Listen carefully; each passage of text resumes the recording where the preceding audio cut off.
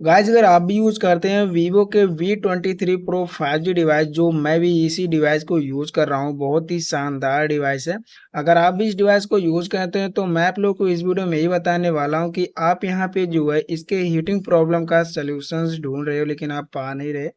तो इसका heating problem का एक ही सोल्यूशन है, आपको क्या करना है, इस तरीके से स्क्रॉल करके एप्लीकेशंस में आ जाना है। तो यहाँ पे एक एप्लीकेशन मिलेगा आई मैनेजर, आपको इस पर क्लिक करना है। उसके बाद क्या करना है, आपको नीचे मिलेगा यूटिलिटी टूल्स, आपको इस पर क्लिक कर देना होगा। उसके बाद यहाँ पे एक ऑप्शन मिलेगा फोन कूलिंग, तो आपको इस पर क्लिक करना है। एंड यहाँ पे आपके फोन का टेम्परेचर पहले चेक होगा। तो यहाँ पे हमारे फोन का नॉर्मल टेम्परेचर है, ज़्यादा कुछ हीटअप नहीं है, देखने के लिए मिल चुका है।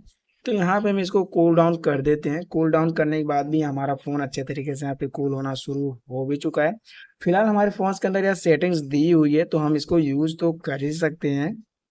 बाकी आपकी मर्ज़ी, आप इसको यूज़ करना चाहो तो कर ले सकते हैं।